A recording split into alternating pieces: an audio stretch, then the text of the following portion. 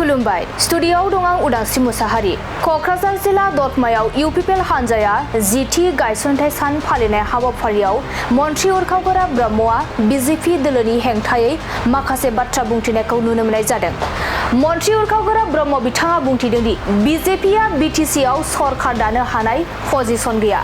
नंगौ बिथां उरखावगोरा ब्रह्मआ बिटिसिआव बिजेपि दोलोखौ सरकार दानो हानाय थासारियाव एबा पजिशनाव गैया होनना बाथ्रा बुंथिदों। बिजेपिआ दिनै बिटिसिआव गभर्नमेन्ट दानो हानाय पजिशन गैया।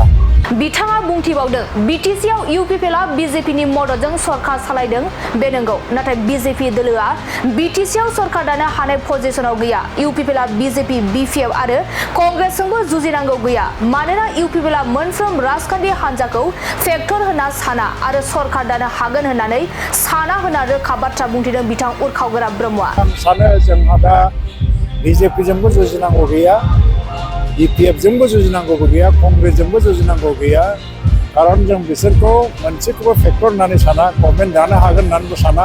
आरोबाव बिथांनि बुंथिबावनाय बायदिब्ला इउपिपिएलनि जुजिनाया इउपिपिएलजोंनो, बेनि ओंथिया जोंनि आखायाव 21 सिटआव देरहानानै दंब्ला बेखौ 25 खालामनायनि थाखाय जों जुजिगोन आरो 25 सिटआव देरहानानै दंब्ला बेखौ 30 देरहानायनि थाखाय जों जुजिगोन होनना रोखा बाथ्रा बुंथिदों बिथां उरखावगोरा ब्रह्मआ।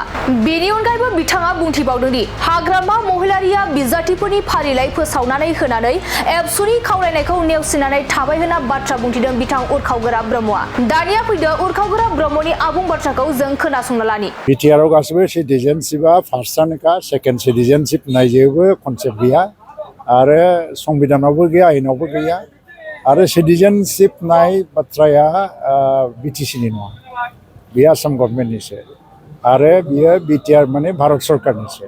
दा सिटिजेन माने once a person is a citizen of any country is citizen, बाहाय 1 नम्बर 2 नम्बर जेबो गैया। बेखौ बिथाङा हयतोबा रायजोफोरनि आबेग बायदिसिना पाब्लिकफोरनिफ्राय बायदिसिना फिसा फिसौ कमप्लेन मोननाय मोनैनि बेखौ लानानै ओरैनो मोनसे पेसिफाइ खालामनो थाखाय बुंनाय बाथ्रानि अनगायै बेहा संबिधान एबा आयेन बा गथ'बाबै खुनु बेखेवथि गैया।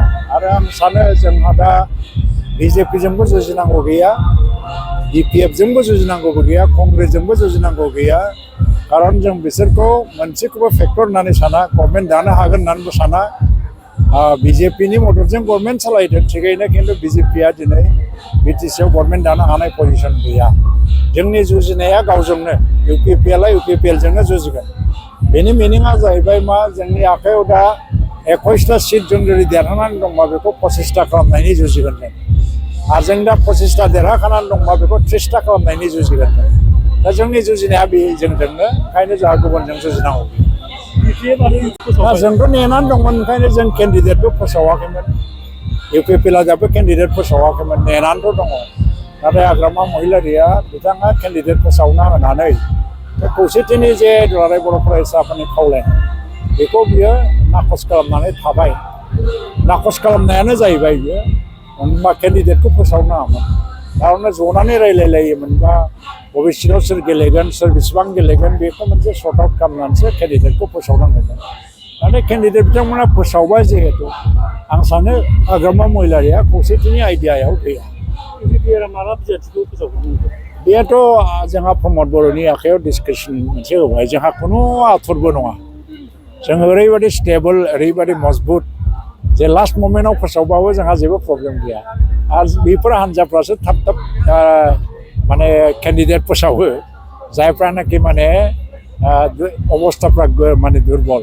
आरो दानिफ्राय केन्डिडेट फोसावनानै केन्डिडेटफोरखौ फिल्डआव खामानि मावनो सुबिदा होनो गोनां जादों आरो दिनै। ओंखायनो बे बिपिएफनि केन्डिडेट फोसावनायखौ लानानैबो जोंहा जेबो साननांगौ गैया।